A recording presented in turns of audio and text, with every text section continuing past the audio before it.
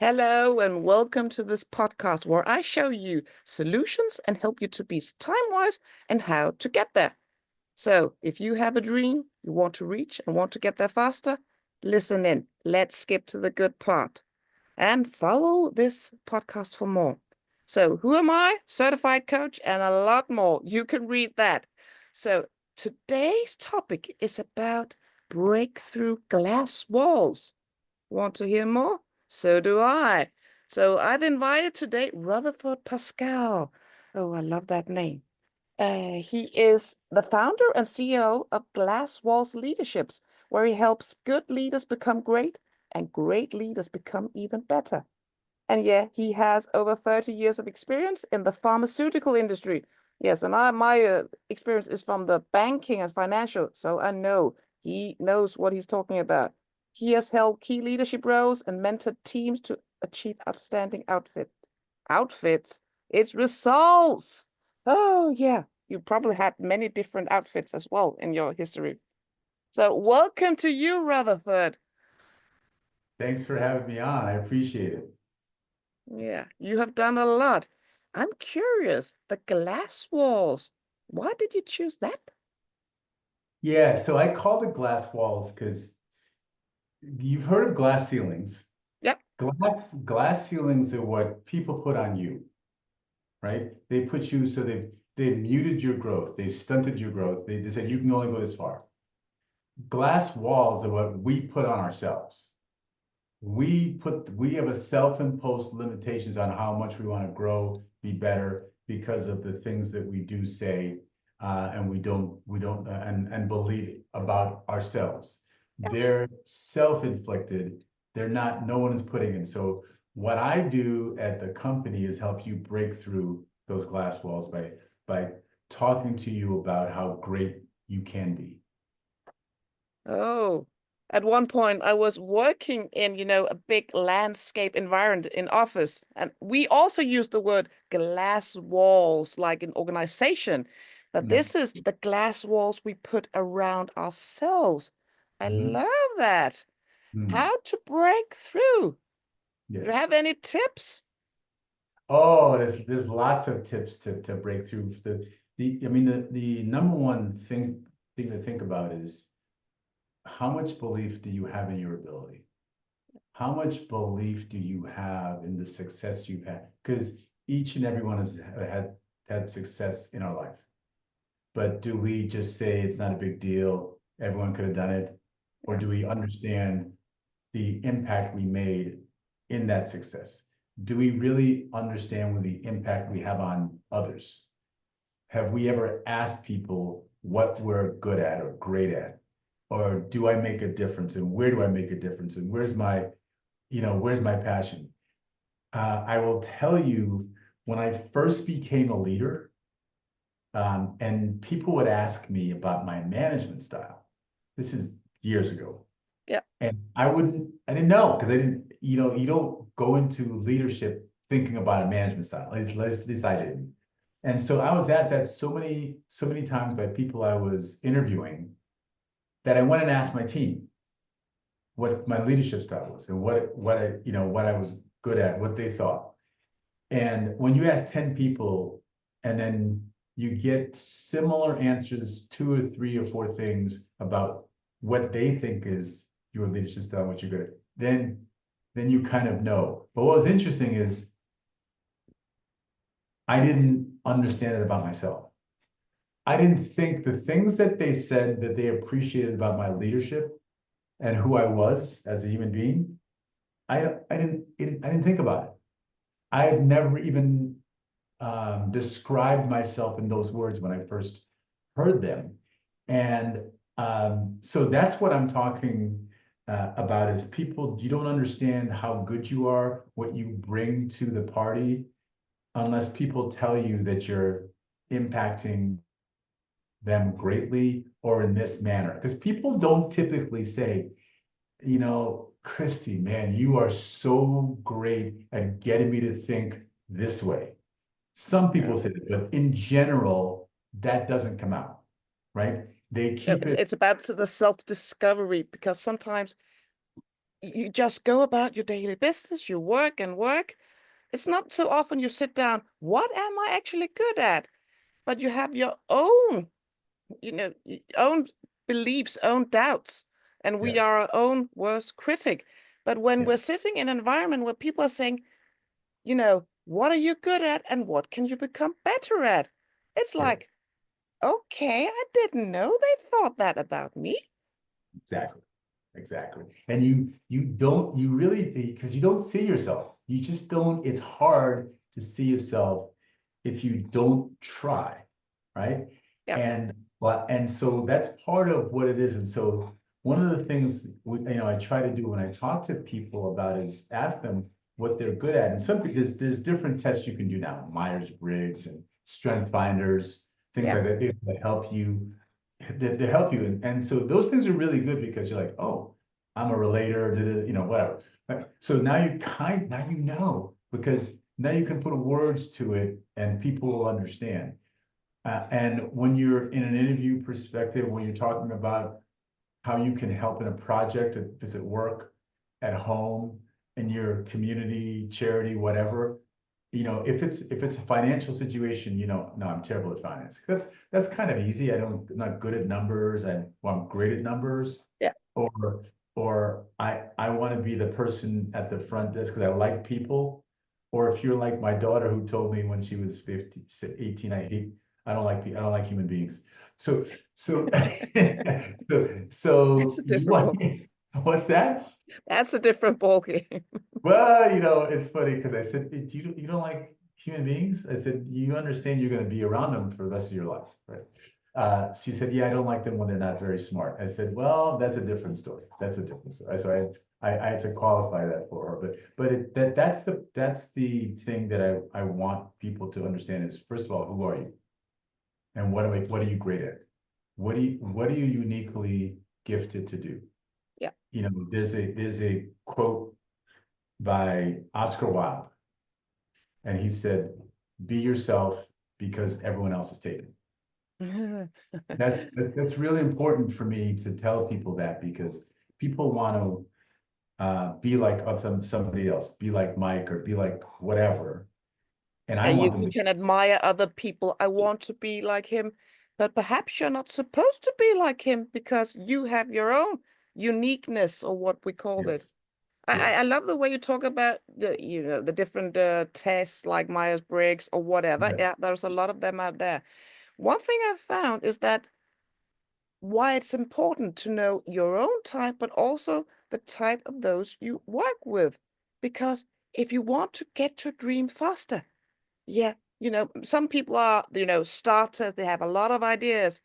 But if you don't have someone finishing them, you will never get to the end result.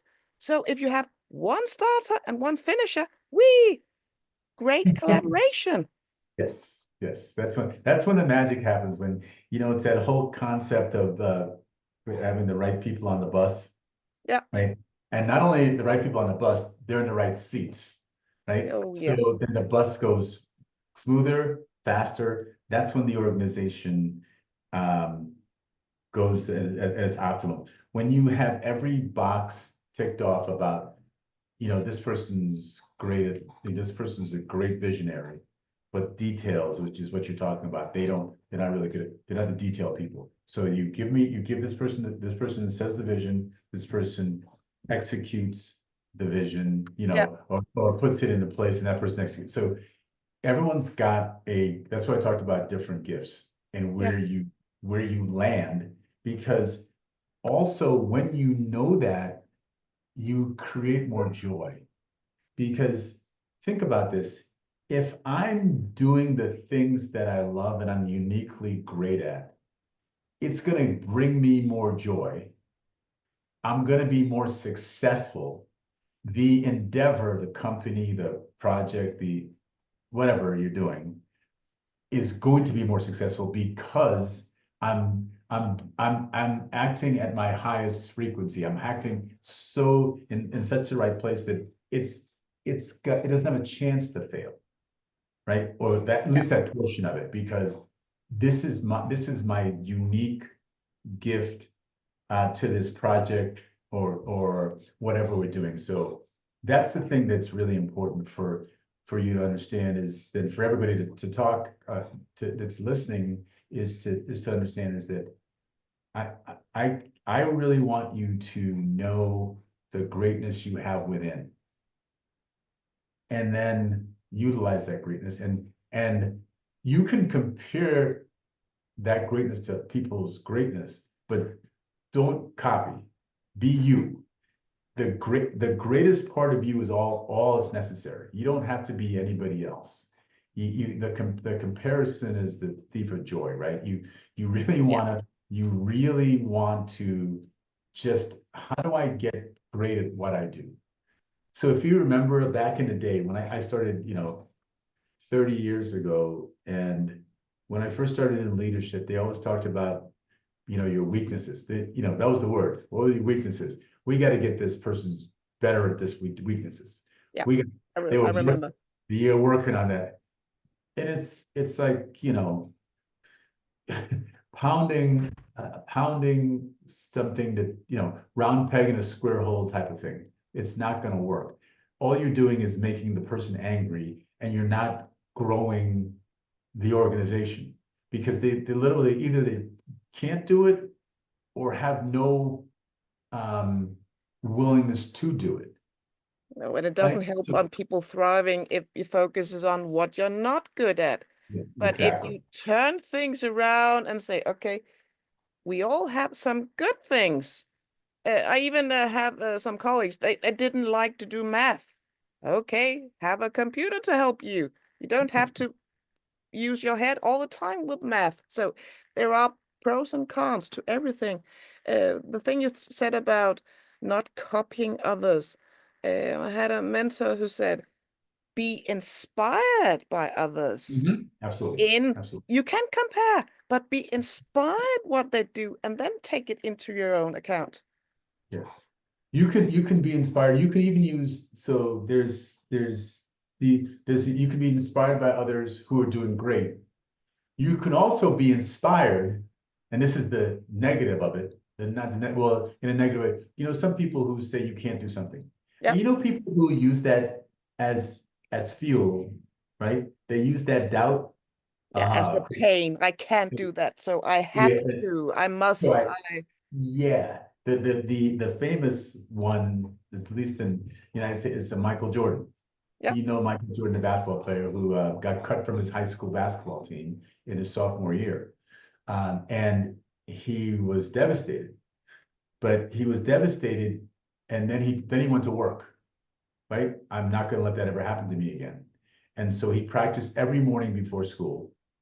And instead of getting on a varsity team, he made the JV team. He was the best player in the league on a JV team, and then he made varsity the following year. So and by the way, that getting cut and not making the varsity basketball team, he used that pain his entire life.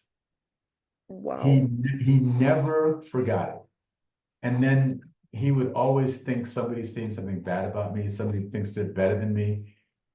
This because in his acceptance speech, going into the Hall of Fame, the person that was picked over him when he was a sophomore in high school, he invited to his acceptance speech. That's how much. So you can use there's people like that. Not everyone's like that, but there's He remembered how he got there, and yeah, sometimes it's about knowing your why. Why do you want it? yes, And you can go away from a pain or you go toward a pleasure. Because sometimes when the pain gets smaller, yeah, the why gets smaller. So you haven't yes, gotten a big drive. And yeah, you mentioned Michael Jordan. Here yesterday, I saw an article about his basketball shoes and who sponsored them. At first, it was one big company, and they said before he got famous, "Oh, we'll stop donating basketball shoes to Michael Jordan." So mm, another shoe company said, "Let's try and invest in him." And he was allowed to pick his own color on the shoes, and they yes, got a fine. And they now earned so many billion of dollars. We'll not mention names, but it's quite fascinating story about sometimes you have to go and trust your gut feeling. It's about breaking another kind of glass wall. You can't go, oh, the other ones don't. But if you believe in a person, let's give him a try. You could end up getting to a great place. Yeah, what's interesting about that story is that before, companies would never put somebody's name on a shoe. All Yeah, the big shoe companies, they wouldn't put any of this name. They're like, I'm not gonna Michael Jordan shoes, Magic Johnson shoes, or whatever, right? and it can't be done. It can't be done. It shouldn't be done. And then the color thing, the NBA um, wanted a certain percentage of white in the shoe, and the shoes, this was all red and black. So the company, who will remain nameless, said, we will pay the fine. We'll pay the daily fine. And when then the NBA stopped fining them when they realized how much people were attracted to the game. So the product was better. He was so great. He brought so many eyeballs. Their revenue went up. They went, oh, so you talked about breaking the glass, Yeah, right? They broke the glass in those two ways, right? They put somebody's name. And by the way, the CEO of that company didn't realize that that was going to happen until it was that. So the salesperson and the marketing who put this together, they told him, oh yeah, well, they kind of like, swept it under the rug. Yeah, we'll yeah, pay, we'll do it later. They didn't, then because they knew he wouldn't be, he might have would have killed the deal. And when he found out a little bit after it was already signed, he was not happy, but he was very happy because this person made his company. Without, I mean, not 10 or 20 times earnings, probably 100 or 200 times earning. This one decision. That's a decision you make by being yourself, by thinking you've heard outside the box, by breaking through norms, saying things can't be done. yeah, But that's why I always talk about the irrational belief in yourself and the impact you're going to make on others. If you have those things, if you truly believe, right, you got to truly believe in it, then you do the work, you put the work in, because it's just not going to come from osmosis. It's just not going to appear magically by just sitting in a lawn chair, right? yeah. You actually have to work. You got to do some work. But if you have this belief, it will absolutely happen. Now, what you don't know is when. You and I can say, hey, you do this for 30 days, day 31, that's not, we don't know that, Yeah, right? you don't know But when you're going to hit the jackpot or if it will ever happen. yeah, But so it's also about enjoying the ride. If yeah. we have listeners out there who don't, who wants to learn more about themselves, some of these personality tests, asking people around you, what what am I good at? When they get that input, how can they break through their own glass walls? Perhaps they are, oh, I didn't think of myself that way. How should they proceed from there? So probably the easiest thing to do is really recognize, and if they take like the Myers-Briggs or the Strength Finders and they find out there's something that was about them, they should find out, okay, now so I would match that up with what am I doing and what do I love? And what they'll figure out is, oh my God, this is really me. Because the things that I love really fit. Then you got to go ahead and say it depends. I'm not going to give you these definitive things to do, No, no, but there are definitely things you should interrogate or think about. Okay, this says my strength is these four things, and actually I really like that. Now, does what I'm doing today match? If it doesn't, you might want to think about how you can exit that to get to something that's going to be something matching. Because if it starts matching, guess what? You're going to perform better. You're going to be happier, right? So and we care And about that that. way they will get to their results faster. I know even coaches need coaches to ask the questions. What are you good at? What do you want? What do you thrive at? Ask those questions to make a person think. Many people have good leaders, but not all have good leaders. So I guess part of your job is to training the leaders to help their Yes. employees Yeah, find that's their the strengths. that's the whole thing, right? It's the if I can train a leader to be great, right? From good to great, right? Yeah, If I can get that person to be great, that means the people that he or her have under them will be better. So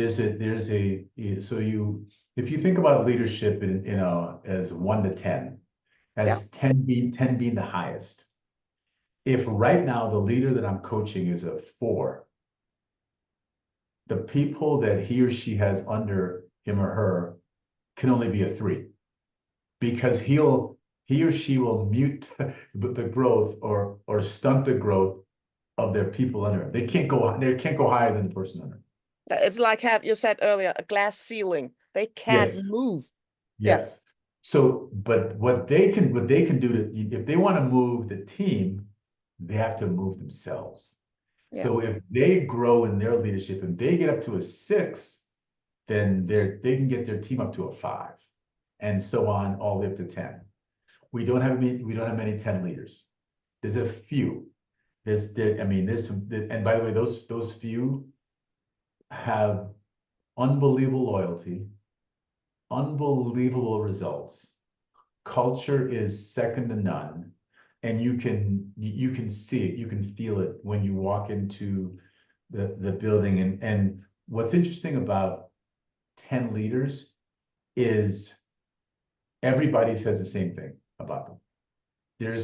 You don't have somebody that says something like completely contrary. Now, doesn't mean they get along with everybody. Doesn't I mean because sometimes some of those people that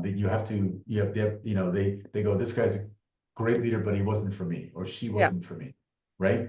There is that. So I'm not saying that if you're a 10 leader that everybody loves you and won't be um, won't be opposite of what your style is. If you're like this go person, this charismatic leader, and you're the kind of person that is like, oh, he or she is too much. Oh my God, Yeah, I there is a can't. chemistry and an ambitious Yeah, level. yeah, We yeah. don't love everyone, but some No, people we have to work with and have yeah, respect. I was thinking about the differences between a boss and a leader. A yes, leader is a character you look up to that leads you, where a boss is more like, do this, do that. yes, yeah, And yeah. I've worked in many agile environments where it's more a team effort. And in Mhm. that, we need leaders and not bosses.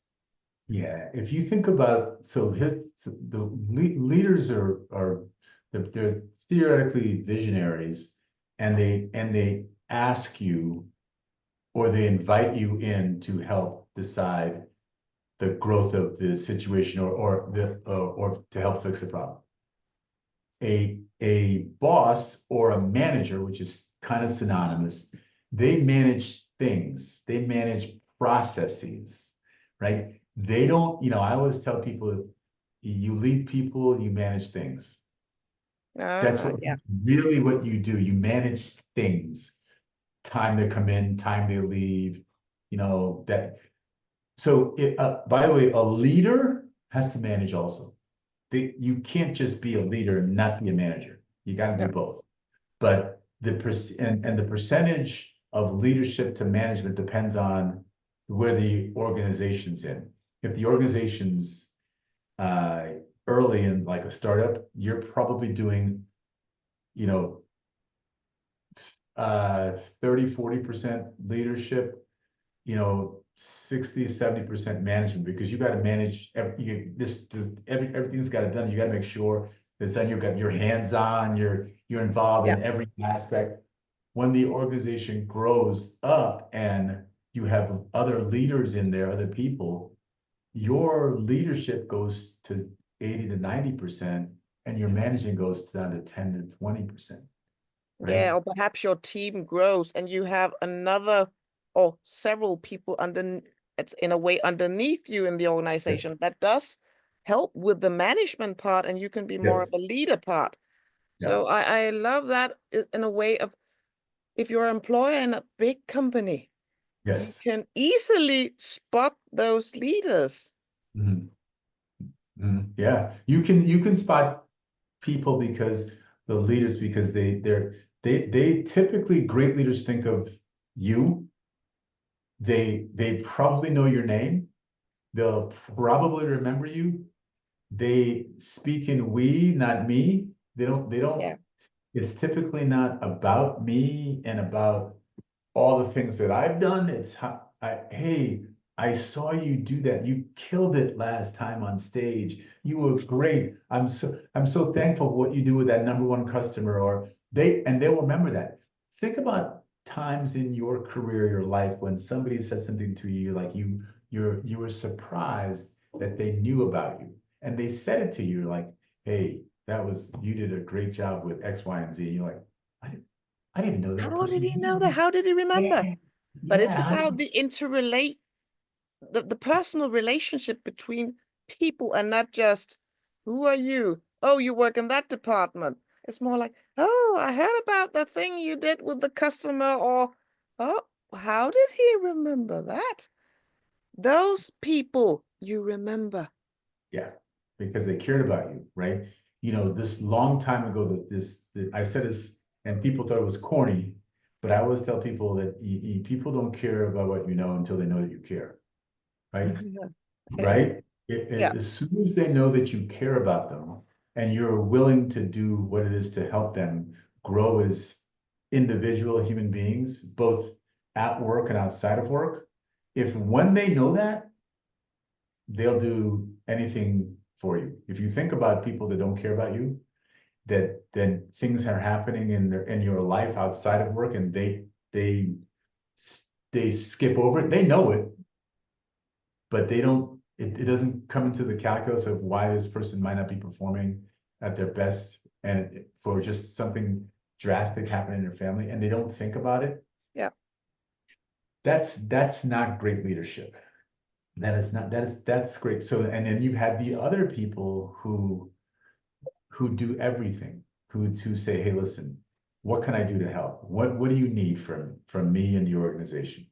And then they might do certain things that are not quote unquote in the manual.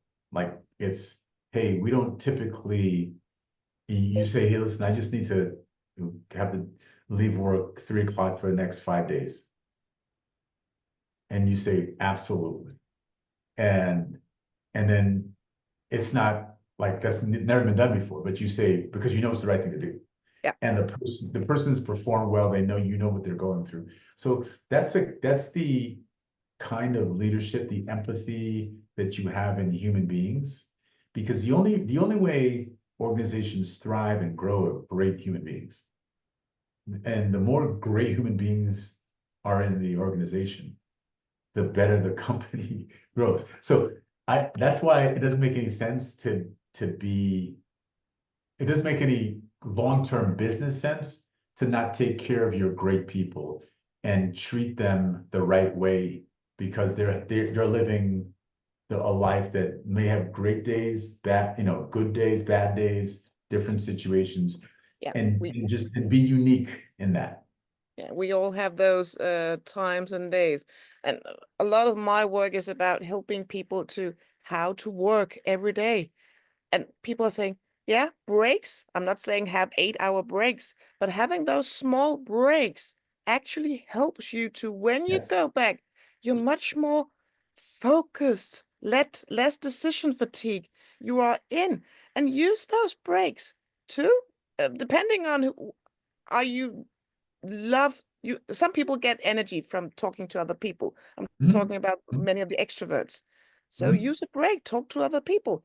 If you're an introvert, read an article, go another place, And then when you're back at work, you can share those findings you got from the what you've read or other parts. But small breaks help us to thrive more and get more successful. So if we have leaders, when they know what kind of person we are as individuals, they can help get us all to get more productive and get Yeah. us to get the organization to get to a result faster. So, Christy, do you know people who think better when they walk? Right? Yeah, You've heard, yeah, yeah, right? I've They heard think that. that, I've seen that, and some people say they get more ideas when they're in the shower. So, okay, it's not yes, just work-wise, but you can do things. Move your body. If you're sitting like this, people are cramming for exam, doing a big job at work. They're sitting over the laptop, focusing, and then I am stuck. Move your body. yeah, yeah, yeah. It's amazing. There's this concept from Cal Newport. He wrote a book. It's called Deep Work, and he talks about that you want to be in situations where you're completely alone, thinking deeply for time blocking, as Yeah, you can call that, also for a couple of hours or whatever time, right? You can take a break within those, but then you want to take a break outside of those because you can't do more than that, right? yeah. Your brain literally cannot perform. You're actually doing a disservice to yourself if you continue to push forward. Your work output will be less efficient. It will It be, goes down. it will absolutely go down. You need to recharge, and it could be go for a 5 minute, 10 minute walk. It could be sitting down. I will tell you what I do is after, a whatever hour of doing something, I will walk out to my living room for 10, 15 minutes, watch a show that I've seen 4,000 episodes, like Law and Order. I know every episode I've seen them. I know it, and because I don't have to think at that time at all. I don't have to think, and that helps me, right? Yeah. It helps me relax because it's mindless. And then I go back to work, right? It doesn't upset me because I already know what's going to happen. I know half of the lines, right? So, and I'm really not watching it, right? No, I'm you're using it to get your mind off of what you did Yes, and be refreshed afterwards. I know some of my colleagues, they get, oh, I need a break. They get their phone out and they sit right here. And yes, they get a dopamine kick yeah, from watching whatever they do on the phone or watching emails. But it's good to go, as Cal Newport about the slow productivity. You need yes, to slow it down to make yeah, your neurons think differently because we get a dopamine kick by watching and doing, but we're not getting more productive. We're actually yeah. doing the reverse thing. So, 100%, 100%. And and by the way, if you do that, you get more work done. yeah, If you work in blocks and you just dedicated, and I tell people to, I ask people to think about how they can spend those 2 to 4 hours a week, because everyone's got busy, yeah, turn your phone off, turn your emails off, meaning you don't want to get new emails because that ding will make you look at the email, and do that work that's the most productive to your job to grow, to get through whatever that will be in those 2 hours. You will be so happy with that after the first couple of weeks. You'll go, I can't believe how much I've gotten done. I have so much less. I'm all what I've done is great work. My boss loves what I've done. My leaders, whatever. And it's because you put that dedicated time. If it's 45 minutes, half an hour, it doesn't really matter. I said 2 hours. It doesn't matter. it's just an example of you can Yeah, do less. You can do more in less time. I've been some of the not actually new stuff, but in the last couple of years, more and more companies are going from a 5-day work week to a 4-day. And it's yes, about focusing and doing, and it can be done. I know some people, especially in the States, saying, no, I work 60 or 70 hours. Yeah, but some of that, what you're doing, you could actually achieve more. There was a scientific report about if a person works 8 hours each day, a work day, they actually only produce about 3 hours of Work. work. Yeah. And people are saying, no, no, I've been working 8 hours. Yeah, but you've been reading emails and checking it about 50 times. It's incredible how many. Yeah, that's a whole You different know, story, but about how you, people use time. you know what's interesting about that. So I'll tell you a quick story. Yeah. So what I didn't tell you is I have 4 kids, but I have 2 sets of twins. Okay. Oh, I So only have one set of twins. oh, there you go. Look at this. Look who's on the screen, right? So when our second set of twins were born, they were born in September, and I was a sales rep at the time for this pharmaceutical company, and uh, we I had like 4 weeks of vacation, 3 weeks of vacation left. What am I gonna do? There's nothing I can do to take it. So what I did was I took every Friday off for the rest of the year. From September to December, I took every Friday off, which Yeah, then depleted, right? But I said, I'm gonna make the exact same number of calls in those 4 days. So I took Friday off, but and my business went up. The reason that is you're not just, this is exactly what you just said. You don't waste time. You don't waste calls. You don't waste minutes. You put it with meaningful things in that time. So yeah, that one Friday, the work I did on Friday, I sprinkled it in those other days, but those 4 days were not packed. They were actually meaningful. All the stuff, I didn't do anything that was, hey, this is a nice to do. No, everything I did was a must do, needed to do. It wasn't a nice to do. And because of that focus, my business was great. What I should have done, I should have done an entire year, just work 4 days a week because it does work. And I know the same thing. And I know companies that have done that. And that's exactly what they've seen yeah, is that people have created more work. I will tell you the other time where I see it all the time. So when we've given people different assignments, different leadership assignments, so they have their day job, and we give them another little task to do. They yeah. were this or every single time, if we've picked the right people, their business got better. Every single time. Same Yeah, there reason. is the quote about if you want something to be done, get it to the person who is the busiest because sometimes they are the most focused.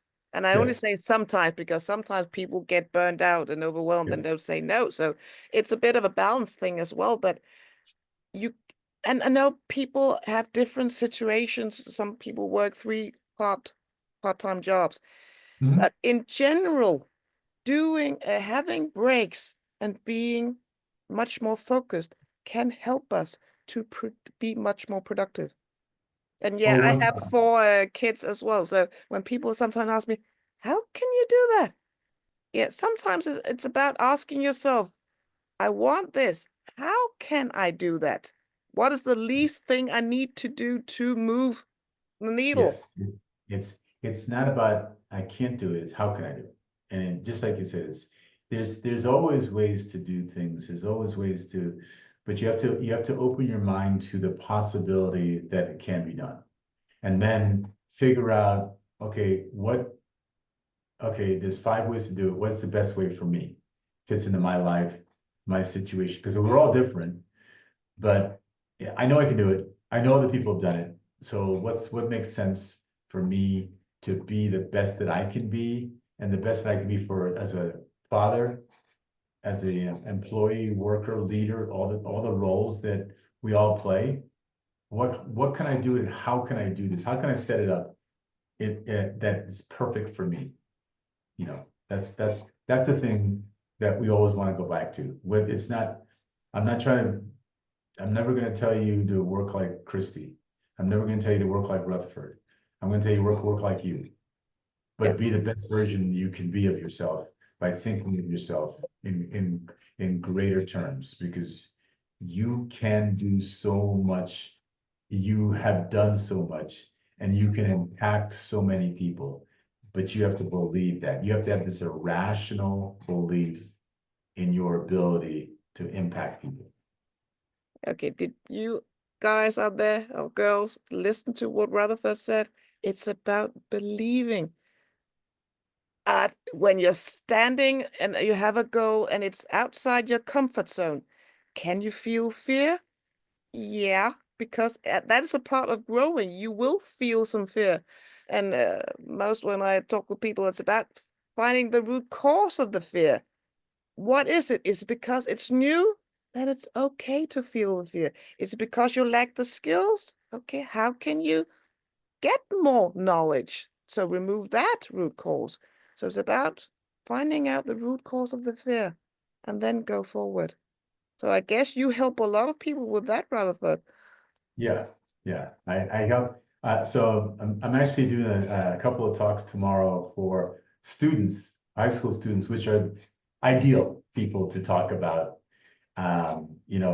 thinking about belief and what they can do in the future, because the future's in front of them.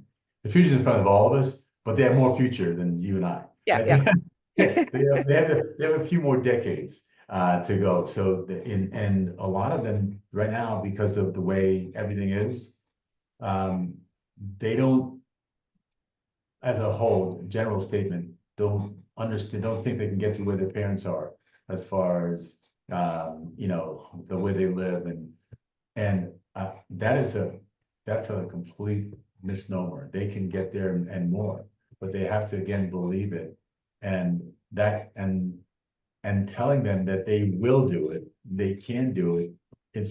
That's the thing that excites me, about people. It makes me, nothing makes me happier than to see somebody succeed widely when they never thought they could succeed, even modestly, Yeah, right? that's a good feeling that by Yes. helping other people. Yeah. When I talk to people about, how to use their time to be time wise, I found difference in what generation they are. Are they the baby boomers, Generation X, Z, and you go, because people are different. We are trained because one generation has one advantage and learned. They even grew up without the internet, where younger people today, they are, was there a period before the Wi-Fi? Yeah, and internet? Yeah. So we work differently at work as well. Mhm. Yeah, no, it's no question. So there was a world before the internet.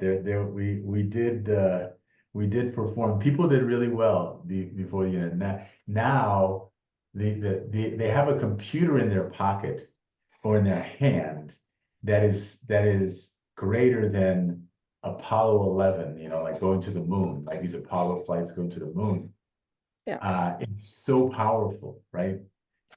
So you have huge advantages, but you got to take care of your advantages.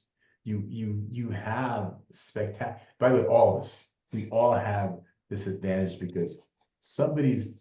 If you want to know something, somebody on YouTube's already done it. It doesn't matter if there's not one thing. If you want to fix something, grow something, do there's somebody that explains how to do it on or something close to it on YouTube. There's so many different areas you can learn from and grow and be better. And now you have these AI models, thing to these chat GPTs and Claude and all those other Yeah. AML. So you can also use those to grow and get better and get out of those glass walls you put around yourself. Yeah. One of the things I found is a small quote. Let's see if I get it right. A fool with a tool is still a fool. Because if I have, let's say, ChatGPT and I ask it a question, some people just ask a question. But if you ask it in a good way, it helps you more. Yeah. So Yeah. when people are saying it's just to ask, no, no, you have to find out. what to ask. It's like, Yeah. oh, can that be done? Yeah. So when people are saying how to save time, when you ask better questions, you get better answers. So I guess that is what you could help with, Rutherford. So if we, yeah, we could talk for hours, but if you could sum up what could be the big top, let's two or three that people should do to break a glass wall, what should So they this, do? so the first thing is find your strength. Find your strengths, right? Figure out what those strengths are, right? And and then hopefully they match. And then think about how do I continue to grow using those strengths so you can be the happiest. The goal is to be the happiest person you can be Yeah. by being the most useful person you can. And when I say useful, I'm what I mean into the world.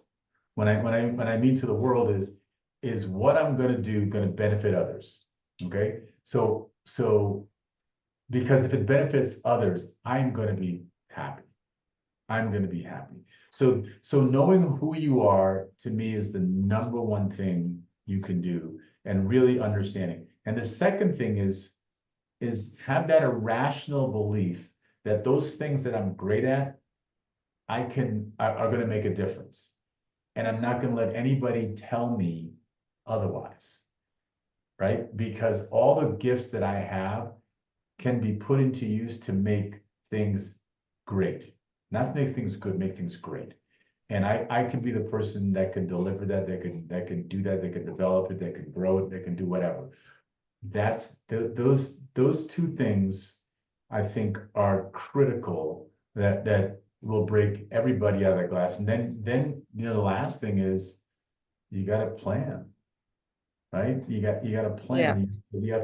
You have to plan, right? All these things are great, but the words you actually have to do. You actually have to put that into work, into work and do these things on a regular daily basis, but keep reminding yourself that these things that I'm doing are going to pay off for me, for others, for society, for the world, etc. So those are the things that I would tell you to do. And is it easy? No, but it's probably going to be enjoyable, for that journey to get to success, you quote unquote success, whatever you define success at. That journey is going to be much more enjoyable than if you doing something you don't like to do, and you get quote unquote success, meaning whatever, right? Um, because a lot of people there's a lot of rich people that are unhappy, a lot, right? That Money doesn't make us happy, but no, it's about a win-win. I love the way you say learn about your own uniqueness and yes, then plan. yes. You actually gain more clarity by action and not always, consume and consume. Many people who start knowing about themselves, they learn and learn and learn. Do they change everything? Anything? Do they evolve? No, no, they learn and learn and learn. You have to try it out. If you want to change, take small steps. Yeah. Eventually, that will end up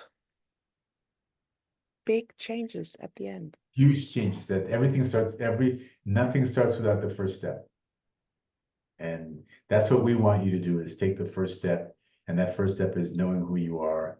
And then the steps from that will fall in later, and you'll become a success if you put in the work. You'll put in the work. But the work will be joyful work. That's when you're working 45 minutes, an hour and a half, and you're like, oh my God, I'm still working at it. And there's this joy that you're not tired, you're not drained because it's joyful work. It's a work that you want to do. That's why some people can work 20 hours a day and not be unhappy and not think about anything, because what they're doing energizes them, fills their cup, and they want to do more. And then they think about it sleeping. Then when the first thing they do in the morning is they think about it, and it's just joy. Because they're doing what they're supposed to do. They figured it out. They put in the work, and now now it's just joy. No, I love that. About when people are in focus. Yeah, and some say there's a technique called the Pomodoro. You take that amount of minutes and then you work. But if you're starting out on this, it has to be individual because some people have what's called squirrel brain, interrupting yourself. Oh, I need this. You have to start a place. And then Mhm. there are small techniques that you can improve how long time you get focused and what to do to remove distractions. It's individual. But Mhm. people like you and I help people. And the Yes. end result is about thriving and getting to your dreams faster. Yeah, we can go on for hours talking about this because we enjoy this.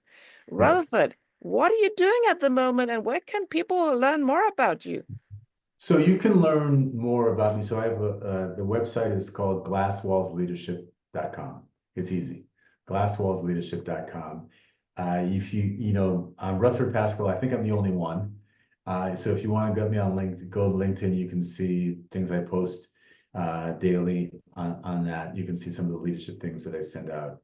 And yeah, contact me and anytime you want to talk, I can help you. So either way works very, very well. And yeah, we have below this audio video, wherever you're listening and watching, there will be linked to Rutherford and me if you want to. But listen and follow this channel, and perhaps he'll be back again. Thanks for being here, Rutherford. I love talking to you. And I you, appreciate your time. audience, if you have any comments or questions, write them and we'll follow up on them or perhaps make a new podcast. So see more of you. Bye.